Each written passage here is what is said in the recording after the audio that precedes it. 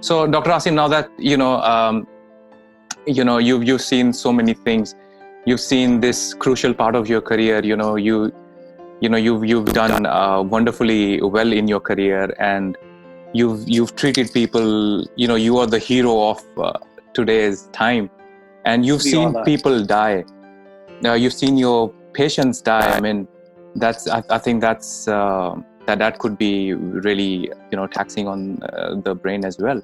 So having been there, done that, seen so much already, I mean, what do you make out of life? If you had to give one message to anyone, out of your experiences, what would that be? Absolutely. I think, being through this short period of my life, but it seems like a very long period. Have been involved with these COVID-19 patients for the last 1.5 months, where I have been heading a unit. I think what we always forget is, the human being is a social being. We sometimes take it for granted. We are so much engaged in our devices, cell phones, or social media. You call it Facebook, Instagrams, Twitters, and whatever not. We forget that there is much more to it. When I saw these patients being lonely, no visitors are allowed, and I saw these patients being alone in the room with minimal interactions, because everybody is trying to avoid unnecessary contact with these patients. You understand the basic reasoning of life.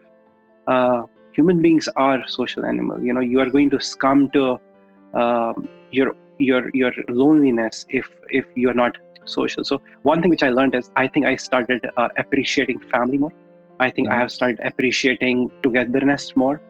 I have started appreciating my mother, my father, my brother, my 5-year-old son, my wife more.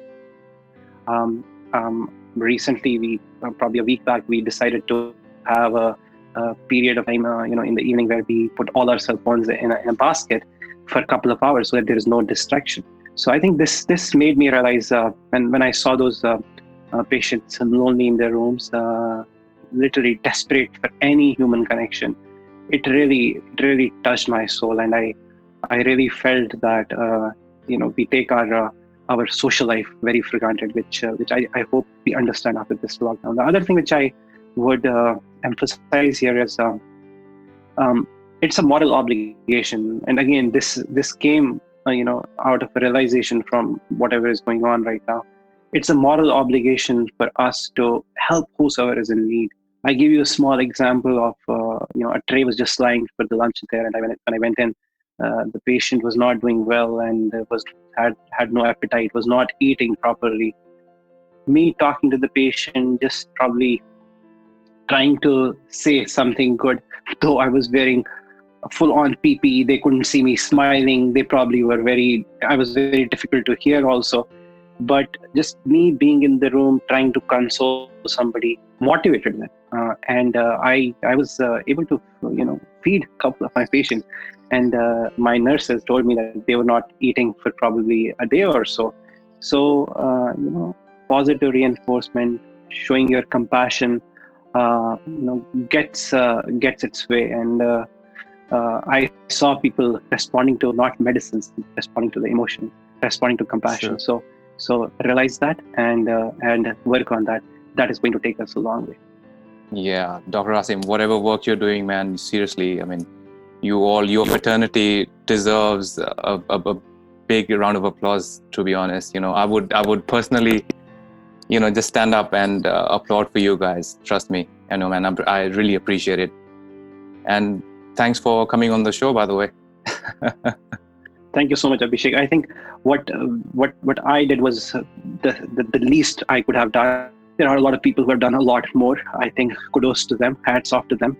They have been doing it, especially in New York City. What people have done and accomplished over the last 1 month is really commendable. But yeah, I really think everybody has stepped up, right from the doctors to the nurses to the paramedical staff, whether it will be nurse techs, the respiratory therapists, the food transporters, the patient transporters, the techs in the radiology. I mean, every one of them deserves a credit at this time. I think social workers, the case managers, they all deserve a lot of credit. Certainly do, yeah. They are they are they are the backbone of everything. I think without them, we won't be able to do anything. And I really want to thank all and everybody involved, in taking care of these patients and taking care of the situation, whether it will be a doctor, nurse tech, and all those which I just told you. My heart really goes for them. They really have stepped up. True. You're the real life heroes, man. Appreciate you, So for coming on this show. Thank you so much, Asim. Thank you. And stay safe. Thank you so much, Abhishek. Thanks. Lovely talking to you.